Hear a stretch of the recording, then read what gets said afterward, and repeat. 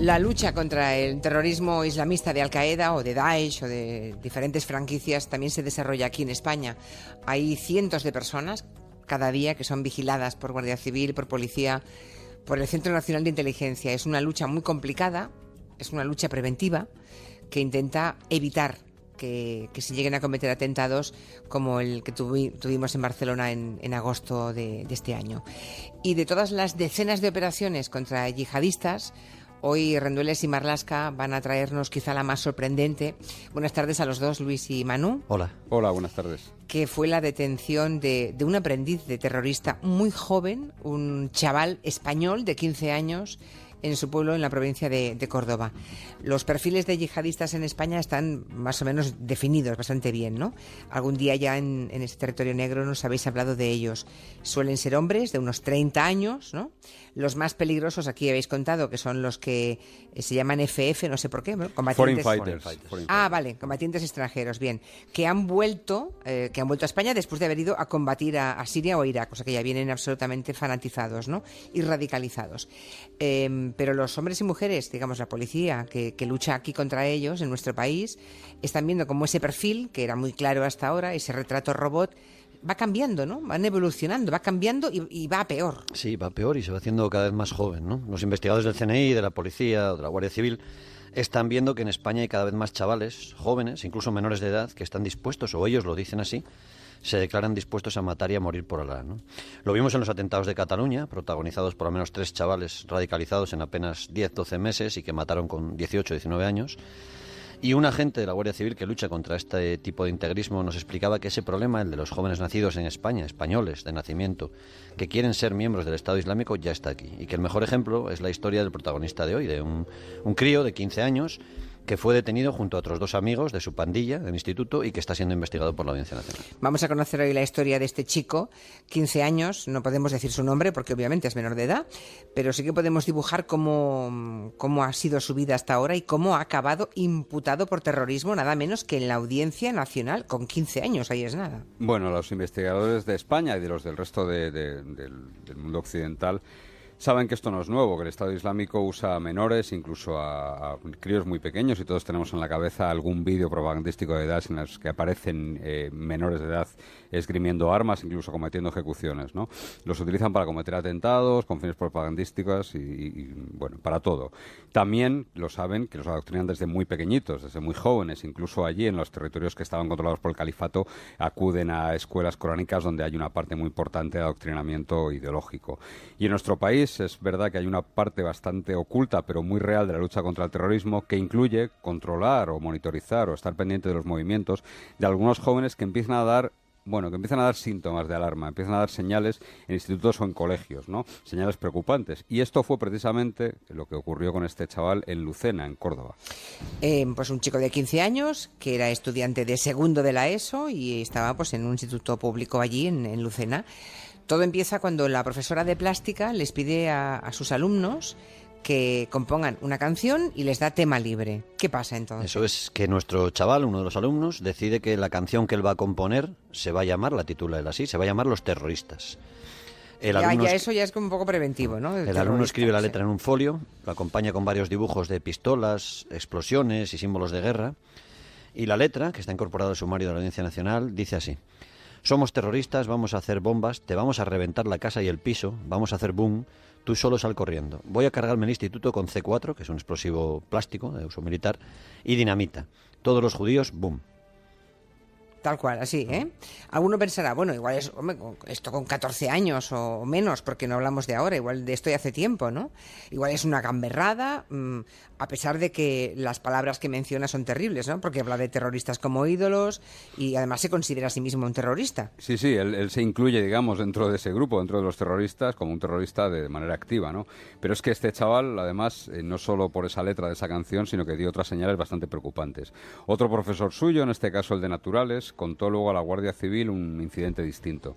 Cuando estaban haciendo una práctica en el laboratorio del instituto, el chaval se acercó a su maestro y le dijo: ¿sabe cuánto daño se puede hacer con 1 kilo de pólvora? Se lo preguntó.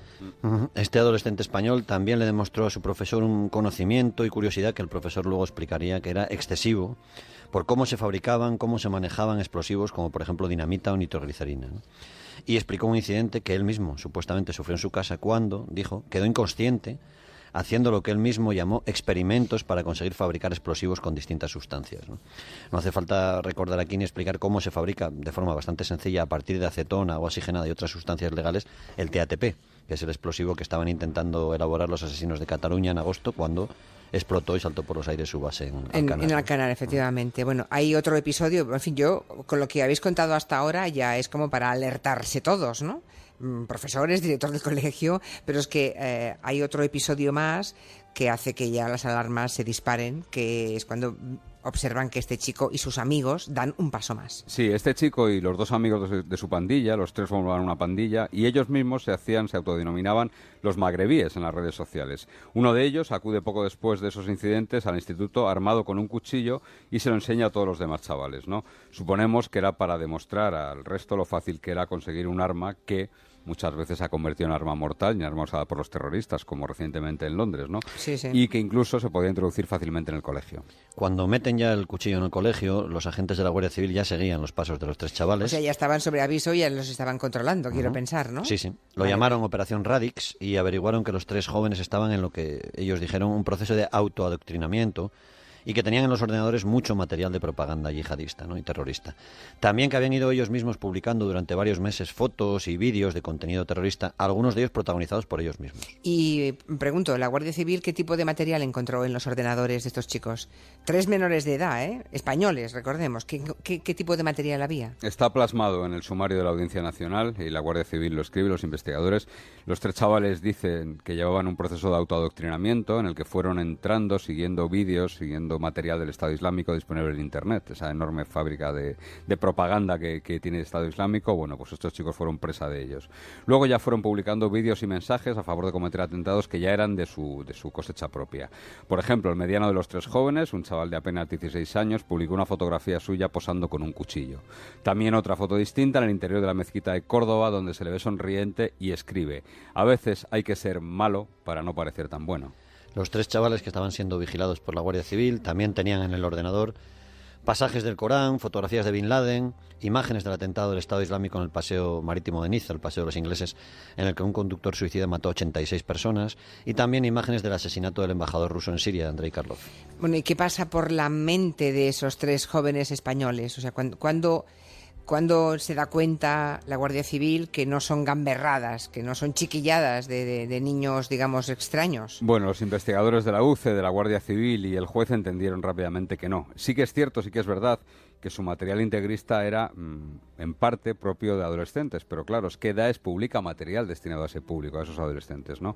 Por ejemplo, guardaban una imagen de Pikachu, el Pikachu de los Pokémon, dentro del campo de concentración nazi de Auschwitz, y también un fotomontaje de Bin Laden con las Torres Gemelas y 2 mujeres desnudas, ¿no?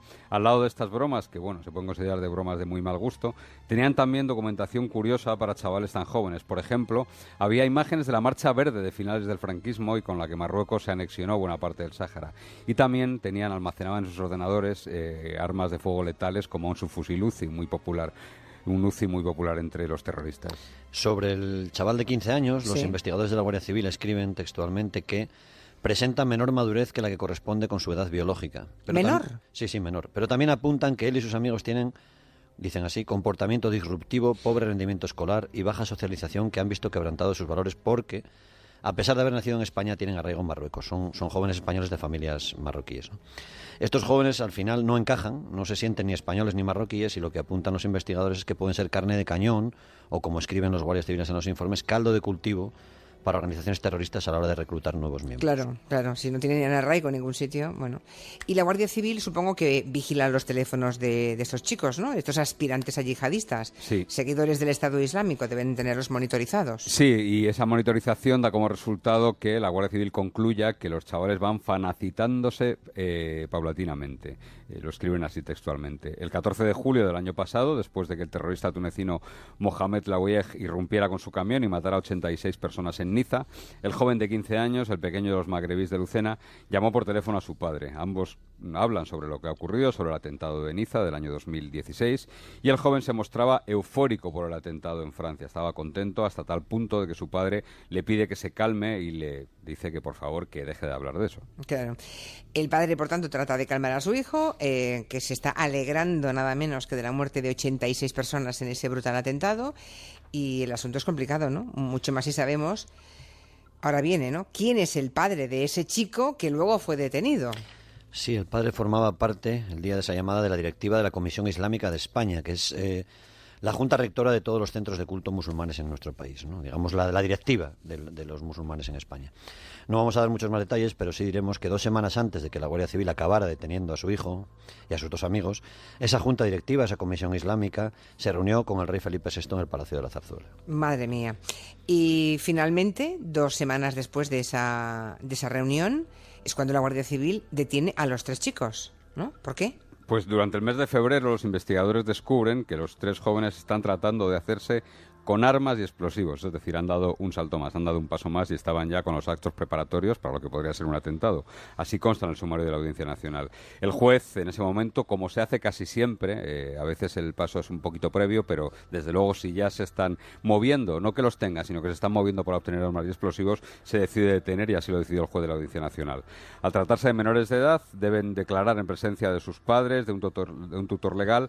Así que toda la investigación es mucho más laboriosa. Además, tiene que estar el fiscal de menores presente siempre en lo que se llama exploración, no es ni siquiera un interrogatorio. Y aún así, el chaval, nuestro protagonista de hoy, declara, tiene 15 años, se convierte en el yihadista más joven de España y confiesa que, vamos a leer ahora un trocito textual de su declaración ante la Guardia Civil. En el pasado veía con buenos ojos que se cometieran atentados terroristas. Me alegré del atentado de Niza. Es el ejemplo que pone. Bueno, por lo que veo, el chico se refiere al pasado, ¿no? Me alegré, ¿no? Uh-huh. Pero es que el pasado del que él habla es el verano del año pasado, sí. O sea, es del 2016. Bueno, ¿qué más cuenta este estudiante de segundo de la ESO? ¿Qué pasaba, qué había en su cabeza para defender el Estado Islámico y buscar armas para cometer atentados con 15 años? Uh-huh. No deja de ser y con un padre, claro, es que eso... Sí, dirigente. Claro, es que te hace entrar en dudas, ¿no? Entras en dudas. No deja de ser un adolescente y utiliza, pues, se expresa como un adolescente, ¿no? Y dice textualmente, yo entonces estaba tonto, tenía mentalidad de niño chico, pero actualmente estoy en contra de esas cosas. En cuanto a por qué había hecho aquella redacción de temática libre, ¿no? Aquella canción que hablábamos antes de los terroristas, sí, que compuso para su clase de plástica, el joven ante los guardias civiles le quitó importancia y les dijo, no es tan grave, porque algunos compañeros de clase hicieron canciones donde defendían a Franco. Caray, pues desparpajo tiene el chico, ¿eh? Bastante. Desparpajo tenía.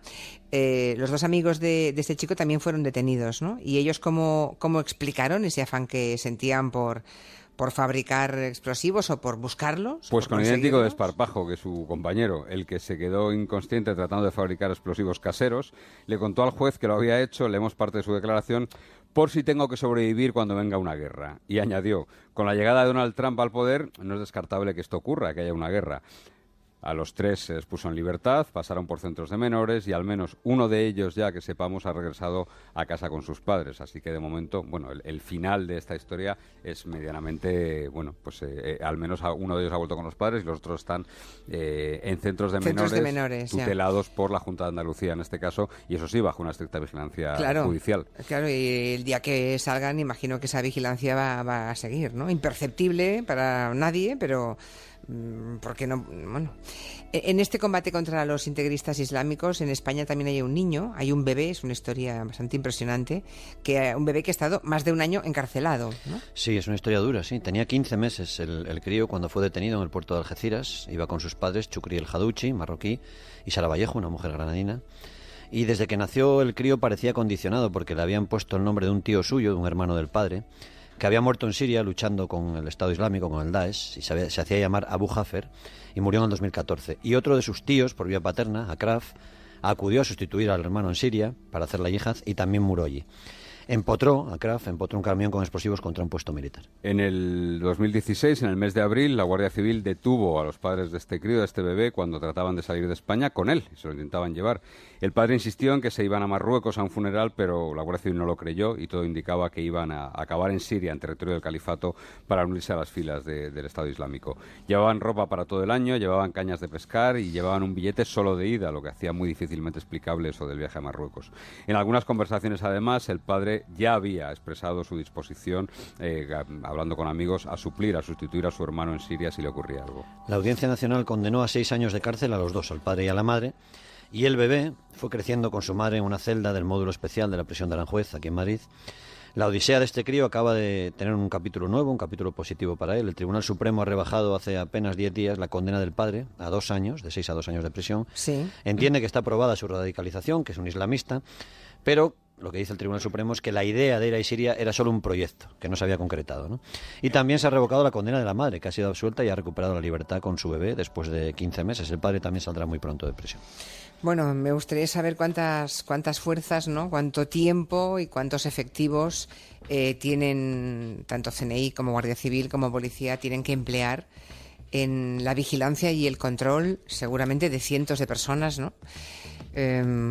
Para ver si se radicalizan o no. Debe ser una tarea muy complicada, ¿no? Que requiere, en el caso del CNI, de muy buenos elementos, ¿no? Gente que hable perfectamente árabe, que pueda camuflarse perfectamente entre ellos. Debe Confidentes, ser... colaboradores. Hay un control semanal, ¿eh? Sí. Semanalmente hay una reunión en la que Policía, CNI y Guardia Civil cuentan, porque tienen los objetivos repartidos entre los 3 cuerpos, digamos, y exponen en una mesa, en una reunión de coordinación, bueno, pues la evolución, si alguien ha hecho algún movimiento raro, si ha viajado, si ha recibido comunicaciones extrañas que puedan sospechar, y luego hay un frente también abierto que es muy importante y que también acude a esas reuniones de coordinación, que son las prisiones españolas. En las prisiones españolas se vigila de manera muy, muy estrecha, y esto se lo tenemos que agradecer, y le digo agradecer porque creo que es de agradecer, a Mercedes Gallizo, que era la antigua directora de prisiones en los gobiernos socialistas, que fue la que extremó ese celo. A ella le tocó asumir todos los presos después del 11M y de todas las primeras operaciones, grandes operaciones antiyihadistas, y ella fue la que estableció los cánones con los que hoy se continúan para tratar de evitar la radicalización en prisión. Claro, porque es uno de los peligros, que en las cárceles en Francia lo sufren a diario. Sí, Claro. En España yo creo que podemos estar contentos porque las prisiones no son un caldo de radicalización. Claro, y eso no es casualidad, ¿no? Eso es algo bien perfectamente reflexionado y organizado, ¿no? Claro, aquí lo más importante es la prevención. Eso mismo consigue a veces que detengan a personas que luego tienen que dejar en libertad, claro, porque nuestra justicia es muy garantista y pues a lo mejor hay indicios, pero no han cometido aún ningún crimen. Sí, pero es que no se les puede dejar que lo cometan, así que faltan pruebas fehacientes para condenarles. Así es como un círculo vicioso, pero en el que la prevención es fundamental. Claro, no se puede esperar a que consuman, a que llegue el momento del atentado. No podemos correr esos riesgos. Tienen controlados a más de 100 personas que ya están diciendo que quieren hacer atentados, pero claro, pueden ser fanfarronadas, pueden ser bravuconadas, pueden ser fases iniciales, y distinguir eso es labor de los investigadores y de los jueces. Sí, sí, no es nada fácil, y cuando algo ocurre, imagino que para el grupo de investigadores que están sobre ellos debe ser un momento de zozobra y de muchísima rabia, ¿no? Porque lo tenemos bien reciente. Sí, lo tenemos reciente, pero en este caso ni siquiera eran sospechosos, ¿no? Hemos empezado precisamente anunciando el tema de hoy, este adolescente de 15 años con la educadora Ken Ripoll. Sí. ¿Os acordáis? Se refirió a los 3 chicos como es imposible que puedan ser ellos, pero si estaban integrados, pero sí, ¿no? Y lo estaban razonablemente. Y lo estaban, así que imagínense si el camuflaje es tan perfecto como ese. Bueno, ahí en Cataluña el personaje clave es el imán de Ripoll, que en un año consigue seducir a un grupo de chavales y convencerles de que hay que matar. Ese es el personaje. Oye, dentro de un rato, dentro de media hora aproximadamente, tenemos aquí a policías y guardias civiles, básicamente de Jusapol, que no creo que es una organización que no está adscrita a ningún sindicato, a ningún partido político, nada. No. Es una organización que pide algo tan sencillo como que policía y guardia civil tengan los mismos sueldos que las policías autonómicas, que parece de sentido común, pero parece que a nadie le parece de sentido común, sí, desde luego. Pero yo creo que es la primera vez, el primer gran movimiento que hay en ese sentido y bueno, de verdad que espero que alguien, no alguien, sino que quien tiene que escucharlo los escuche. Bueno, el Ministerio del Interior, con la aquiescencia del Ministro de Hacienda, ¿no? Es tan fácil como eso. Lo digo porque estamos recibiendo un montón de correos de guardias civiles y policías, algunos de Jusapol, otros no, y que piden eso, la equiparación salarial. Están cobrando unos... Uno de ellos dice, preguntad a Manu y a Luis qué opinan. Bueno, cuando éramos jóvenes, Manu y yo, ya se pedía la equiparación. Con eso lo decimos todo. En otro siglo ya se pedía la equiparación. No, cobran entre 300 y 500 euros menos, más o menos, por hacer lo mismo. Y nos parece fatal, claro. ¿Y qué alegan para eso? Es que bueno, que son partidas distintas. Lo que se alega es que los presupuestos de la Generalitat de Cataluña son distintos a los de... Y la Chancha, que también cobran más. No, pero alegan que son sociedades más ricas, la catalana, la vasca. Igual que te dicen que la policía... hicimos un reportaje, recuerdo, la policía municipal mejor pagada era la de Calviá, en Palma de Mallorca, porque es una ciudad rica. Entonces, alegan que no hay dinero en España para pagar esos sueldos, ¿no? Esa es la excusa desde hace por lo menos 20 años, ¿no? 20 o más, se van pasando los gobiernos, los ministros del Interior y los ministros de Hacienda, y esto sigue igual. Bueno, digamos que las policías, mi explicación es que las policías autonómicas nacieron también en pos de reforzar y de hacer fuertes esas autonomías históricas, y la Policía Nacional y Guardia Civil llevan aquí cientos de años con nosotros y nadie ha tenido que utilizarlas para eso, ¿no? El problema es que la carga de trabajo que tienen y los servicios que hacen, desde luego que al menos son equiparables a los que hacen las policías autonómicas, sí, ¿no? desde luego.